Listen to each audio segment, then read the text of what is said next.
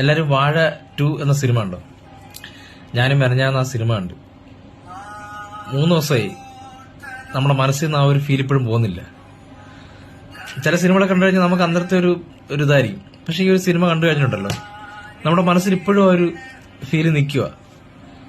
അതിൻ്റെ ഒരു കാര്യം എന്താണെന്ന് വെച്ചാൽ, ഈ ഒരു സിനിമ എന്ന് പറയുന്നത് നമ്മുടെ ലൈഫായിട്ട് ഒരുപാട് ടച്ചായി. അതായത് നമ്മുടെ ലൈഫിൽ നടന്ന കുറെ കാര്യങ്ങൾ ഈ സിനിമയിലൂടെ പറഞ്ഞു പോകുന്നുണ്ട്. പ്രധാനമായിട്ട് പറഞ്ഞ നമ്മുടെ സ്കൂൾ കാലഘട്ടങ്ങൾ കറക്റ്റാണ്. അതായത് പണ്ടൊക്കെ നമ്മൾ സ്കൂളിൽ വിട്ട് വന്നു കഴിഞ്ഞാൽ പ്രാവ്, മീന് അങ്ങനെയുള്ളതൊക്കെ ഒരു രീതിയിലൊക്കെ ആയിരുന്നു. നമ്മളൊരു തെറ്റ് കണ്ടാൽ നമ്മളെ തെറ്റുകാരനാക്കാതെ എന്താണ് അയാളൊരു തെറ്റിലേക്ക് പോകാനൊരു കാരണം അത് കണ്ടെത്താൻ വേണ്ടിയുള്ള ഒരു പോലീസുകാരൻ അല്ലെങ്കിൽ ഒരു അധ്യാപകൻ, അദ്ദേഹത്തിന്റെ കഥാപാത്രം. പല സിനിമകളൊക്കെ കാണുമ്പോൾ നമുക്ക് തോന്നാറുണ്ട് ഈ ഒരു കഥാപാത്രം ഈ ഒരു സിനിമയ്ക്ക് ആപ്റ്റല്ല. പക്ഷെ ഈ ഒരു ഫിലിം കണ്ടു കഴിഞ്ഞപ്പോണ്ടല്ലോ, അതിനകത്ത് ഒരു കഥാപാത്രം നമുക്ക് മാറ്റി നിർത്താൻ പറ്റുന്നില്ല. എല്ലാവരും ഒന്നിനൊന്നിനും മെച്ചമായിട്ടുള്ള പ്രകടനമാണ്. ആഷിന്റെ ഒക്കെ റീൽസ് നമ്മൾ കാണുമ്പം സിനിമ ആദ്യം ഞാൻ വിചാരിച്ചാൽ വാഴ ആദ്യം കണ്ടപ്പോൾ എനിക്ക് അത്രയും ഇഷ്ടപ്പെട്ടില്ല ആ ഒരു ഫിലിം.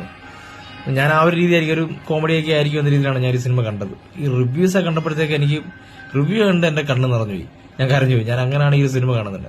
സത്യം പറയാൻ വിളിച്ചു വരുത്തി കരയിപ്പിച്ച് കളഞ്ഞു ആഷിർ ടീം നമ്മളെ. കാര്യം ഇതിനകത്ത് ഒരുപാട് കാര്യങ്ങൾ എന്റെ ലൈഫിലൂടെ കടന്നിട്ടുണ്ട്. പ്രധാനമായിട്ട് പറയുകയാണെന്നുണ്ടെങ്കിലല്ലോ, ബിജുക്കുട്ടൻ ചേട്ടൻ മരണം ഉണ്ടല്ലോ. ഞാൻ നാട്ടിലില്ല, ഞാൻ പുറത്താണ്, ഞാൻ ആഫ്രിക്കയിലാണ്, ഞാൻ ഗാന എന്ന സ്ഥലത്താണ്. ഞാൻ ഇവിടെ നിൽക്കുമ്പോഴാണ് എന്റെ ചേട്ടൻ മരിക്കുന്ന നാട്ടിൽ. അപ്പൊ എന്നെ വിളിച്ച് പറഞ്ഞ് വരാൻ പറ്റുമെന്നൊക്കെ ചോദിച്ചു. പക്ഷെ എനിക്ക് അന്നത്തെ സാഹചര്യത്തിൽ പോകാൻ പറ്റിയില്ല. അപ്പൊ അന്ന് എന്റെ മനസ്സിലും തോന്നിയൊരു കാര്യമാണ്. കാര്യം ഞാൻ അവന്റെ ചിരിച്ച മുഖങ്ങളാണ് കൂടുതലും ഞാൻ കണ്ടിട്ടുള്ളതും ഞങ്ങൾ കളിച്ചും ചിരിച്ചും വളർന്നിട്ടുള്ളതും. ഒരു 30 വയസ്സിനകത്ത് വെച്ചാണ് അവന് ഞങ്ങളോട്ട് പോയത്. അപ്പം അന്നത്തെ ആ ഒരു ചിരിച്ച മുഖം എന്റെ മനസ്സിലെപ്പോഴും ഉണ്ടായിരിക്കണം.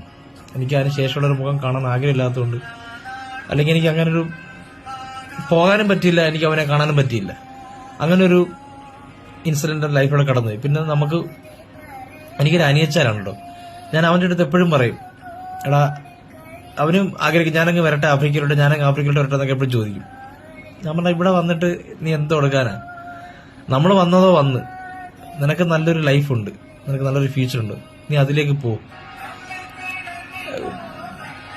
എങ്കിലും മാത്രമേ നിന്റെ ലൈഫ് രക്ഷപ്പെടത്തുള്ളൂ. ഞാൻ അവനോട് പല വട്ടവും പറഞ്ഞ കാര്യങ്ങളാ. ഇപ്പോഴും അവനത് കാര്യമായിട്ട് എടുത്തിട്ടില്ല. നാളെ അവന് നല്ലൊരു ലൈഫ് വരണം നമ്മൾ ആഗ്രഹിക്കുന്നുണ്ട്. നമുക്കും ഇവിടെ ഹോസ്പിറ്റൽ സൗകര്യങ്ങളൊക്കെ ഭയങ്കര ബുദ്ധിമുട്ടാണ്. നമ്മളൊക്കെ നല്ലൊരു ടൗണിൽ നിന്ന് ചില സമയത്തൊക്കെ ചില മാസങ്ങളൊക്കെ നമ്മൾ താമസിക്കുന്ന ഒരു 100-200 കിലോമീറ്റർ ദൂരമുള്ള ബുഷ് ലൈഫൊക്കെ ആയിരിക്കും. അപ്പം ഈ ആശുപത്രി സ്ഥലങ്ങളൊക്കെ നമുക്കും ചില സമയത്തൊക്കെ ഭയങ്കര ബുദ്ധിമുട്ടാണ്. നമ്മളവിടെ ബുഷിലൊക്കെ നീ കണ്ടല്ലോ, ഈ ചെറുപ്പക്കാരൊക്കെ മരിക്കുമ്പോൾ നമ്മൾ ചോദിക്കും ഇവരൊക്കെ എന്ത് പറ്റിയതാ? അപ്പൊ പറയും പനി എന്തോ ഒക്കെ വന്നേ ആയിരിക്കും.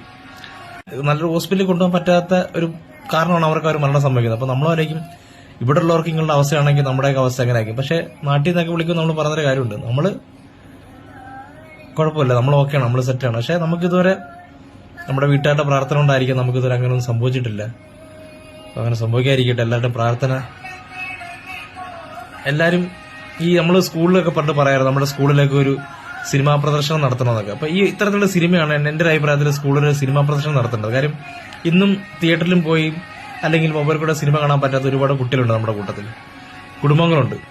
അപ്പൊ അവർക്ക് വേണ്ടിയെങ്കിലും ഒന്നുമിലും സ്കൂളിലേക്ക് ഒരു സിനിമാ പ്രദർശനം നടത്തണമെന്നുണ്ട്. ഈ ഒരു സിനിമ നമ്മുടെ രക്ഷിതാക്കളും അധ്യാപകരും പോലീസുകാരും കുട്ടികളെല്ലാവരും ഒരുമിച്ച് കണ്ടിരിക്കുന്ന ഒരു സിനിമയാണ്. കേരളത്തിലെല്ലാവരും എല്ലാവരുടേതായ അഭിപ്രായങ്ങളൊക്കെ പറഞ്ഞിട്ടുണ്ട്. എനിക്കെന്തോ നിങ്ങളോടൊന്ന് പങ്കിടണം തോന്നി. ഓക്കെ, അപ്പോൾ എല്ലാവരും തിയേറ്ററിൽ തന്നെ പോയി കാണുക വാഴ 2. അത്രയ്ക്ക് ഗംഭീരമായ സിനിമയാണ് കേട്ടോ. Okay, thank you.